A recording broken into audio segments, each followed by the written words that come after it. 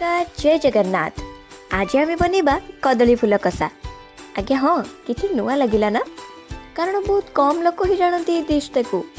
बहुत जन तो आपको किसी न जापर फोपाड़ी दिखती, हेल्ले थे ट्राए करके देखो तो बहुत टेस्टी।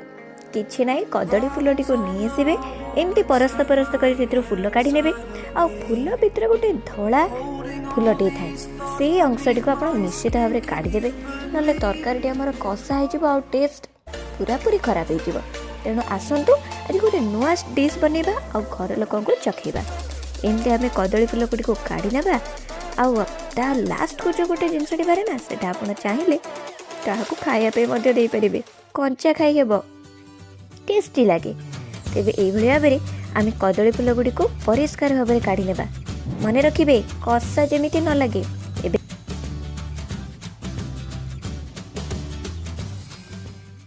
एबे गरम पानी नहीं से लुण आ हलदी ऐड करना।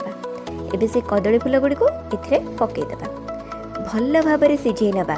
भल भाव में सिझीगला कदली फूलटी को आम आगामी प्रोसेस को नहीं पारिबा। पानी को फुटेदेवा आ सिझे नेबा।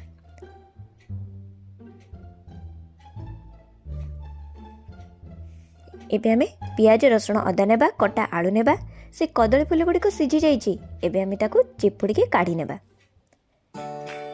वर्तमान कड़ाई रे सोरिष तेल गरम करबा आ सेथिरे कटा आलू को पकईदेवा।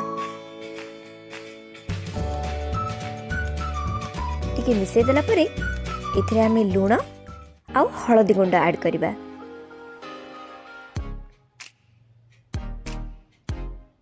तेबे आलूटी को आमे भल भाव में भाजी नेबा।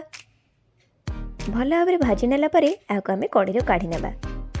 एहा परे पुणी कड़ाई रे तेल गरम करी सेथिरे अल्प चीनी पकेबा, जीरा अल्प, पियाज पकाई भल भाव में आमे आको भाजी नेबा।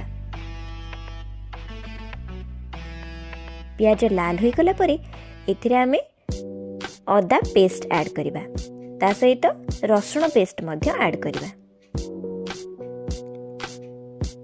ये सब को वर्तमान आम भल भाव में मिसई नेबा। मसला को आराम से कषि नेबे, जमती एथिरे कंचा गंध जमार भी रहबनी। मसला कषि गला परे सेथिरे लुण, हळदी गुंड, लंका गुंड पकाई मिक्स करनेबा।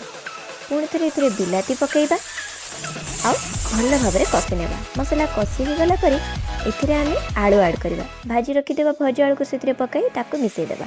अल्प पानी देई पुणी थरे किछ समय पई छाडी देबा। एथिरे आमे कोन करबा, कदली फूल जो सिझे की रखिथिले ताको आमे एथिरे ऐड करनेबा आ मिक्स करदेबा। मिक्स कर सारा परे अल्प अल्प पानी देई आको आमे भल भाव में कषि नेबा। मसला जेते भल भाव में कषि हेबो टेस्ट सेते भल हेबो। तेणु अल्प अल्प पानी देई धीरे धीरे आमे याको कषि नेबा। एबे हमर रेडी हो गला कदली फूल कषा। घरे खातु, समस्त को खुआतु। केमती लगला मते कमेंट बॉक्स रे जणातु। Thank you.